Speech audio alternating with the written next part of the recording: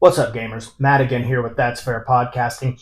And I just want to take a moment and discuss the gaming industry and what they construe as AAA games, even one failed quadruple A game that came out last year. I'll get to that.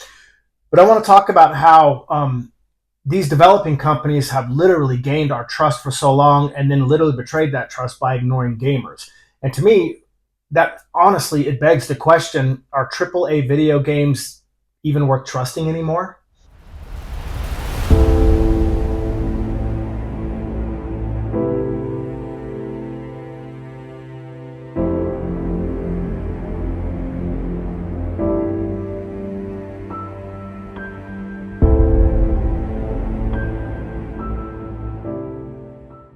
As we know, AAA games, which is, I don't know how long the whole AAA phrase has been out as far as video games is concerned.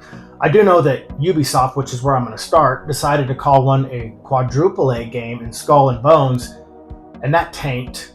Obvious reasons why. The game was horrible, and I can't even begin to imagine what the reports have been saying that game actually, the developing team spent up to $250 million to make, or that much that they were given to make the game, and I really fail to see it paying anybody back. But Skull and Bones was a complete dud, and Ubisoft even went as far as to say, get comfortable not owning your games.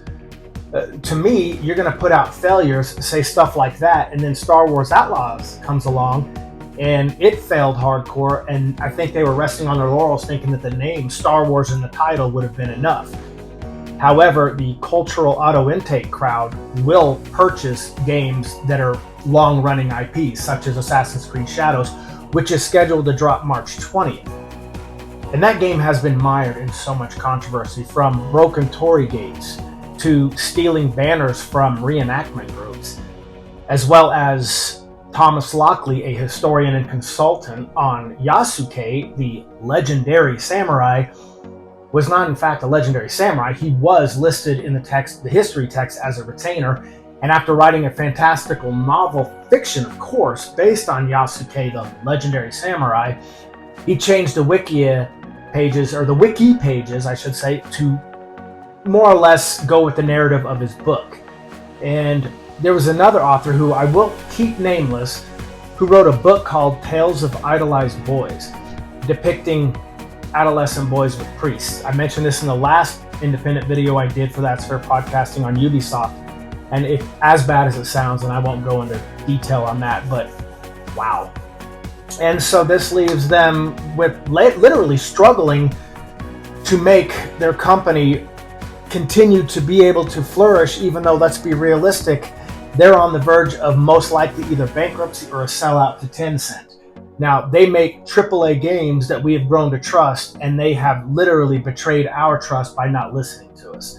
So ultimately, does Ubisoft even care about gamers? Now, I'm going to move on to BioWare. BioWare in 2024, October 31st to be exact, was when Dragon Age the Veilguard dropped, which was a long-running IP of an RPG fantasy video game we all know. And that was met with a lot of virtue signaling, a lot of DEI.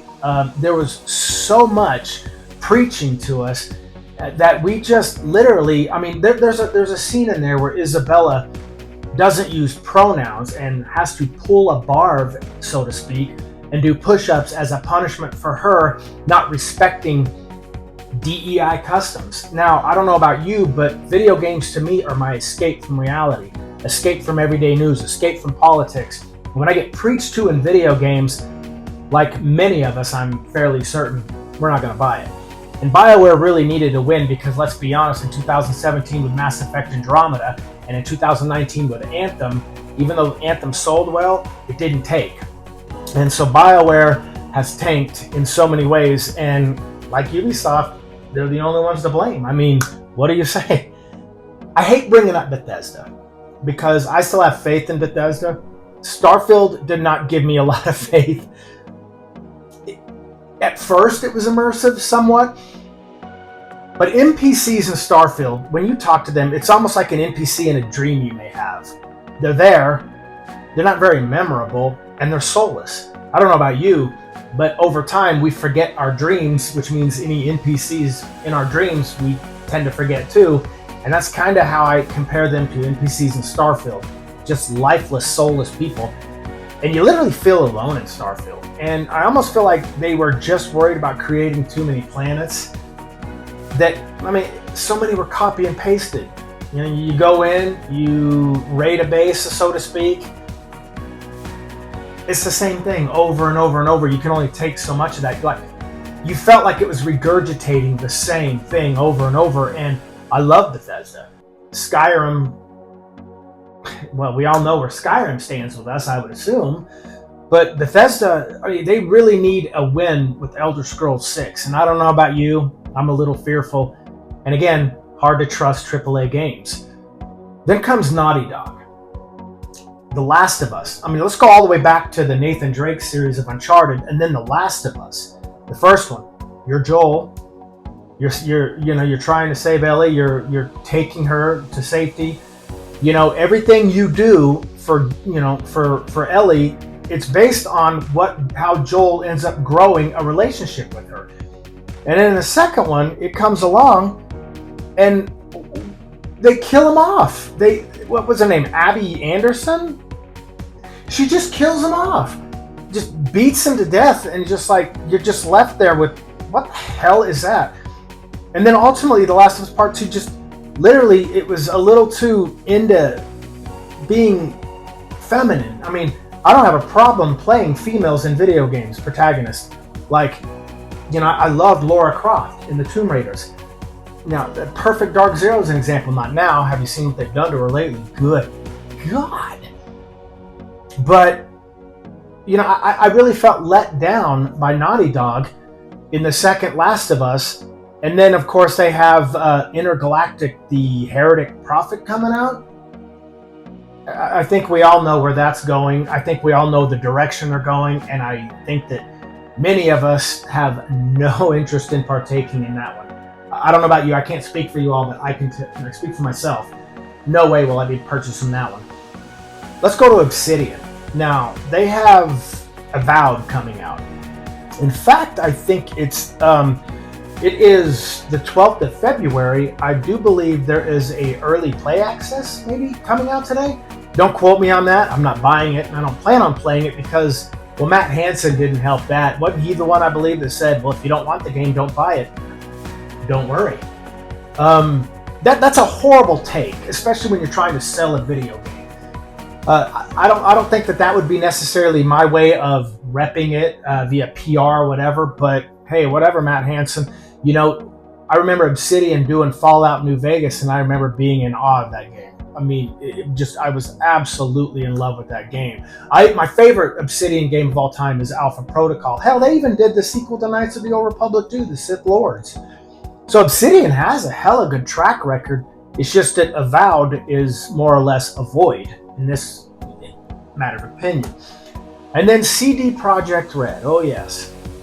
Again, I'm not going to cast too much judgment on Witcher 4, but what I've seen with Ciri and everything that they're going through, it also mired in some controversy.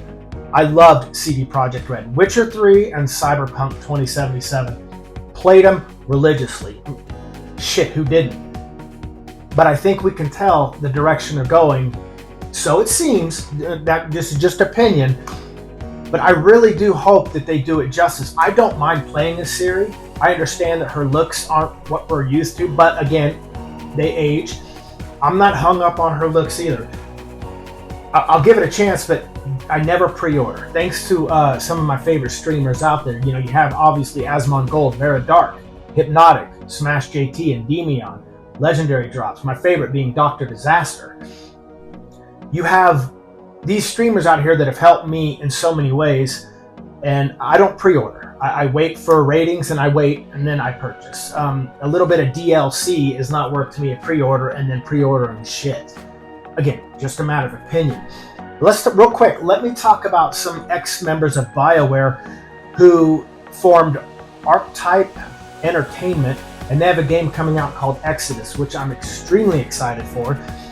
I think that we have another Mass Effect style game, And I do believe that some of those OG devs are really in the right position to make a game that I think we can enjoy. So watch for Exodus. Again, Corinne Bush is with Skeleton Key, which is part of Wizards of the Coast. So is Archetype Entertainment.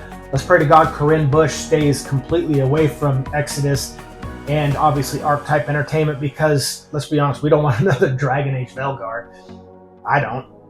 And then lastly, I want to talk about some former members of CD Projekt Red, Rebel Wolves, and they're coming out with The Blood of Dawnwalker.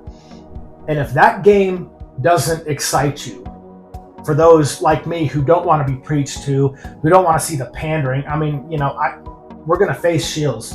Shields are going to be defending the games that we are growing to hate. It's obvious. However, even though they consider us chuds, I'm a major chud for The Blood of Dawnwalker and Exodus. The Blood of Dawnwalker, if you haven't seen that trailer, go check it out. It looks amazing. It looks absolutely amazing. And some of the former devs of CD Projekt Red, who I do believe saw where CD Projekt Red was headed, got the hell out. And rightfully so. They're making their own independent video game, hopefully a new IP. But, check out Rebel Wolves and Archetype Entertainment, because even though these will most likely be AAA titles, these are people we can trust. Because all the other previously mentioned are ones that I have a hard time trusting. I have a feeling that you guys might have the same feeling, those who have agreed with me, those who have commented on my previous solo videos here. But that's pretty much it, other than the cultural auto intake crowd of people who don't watch these YouTube streams, mine being very tiny, very minuscule compared to all the good ones.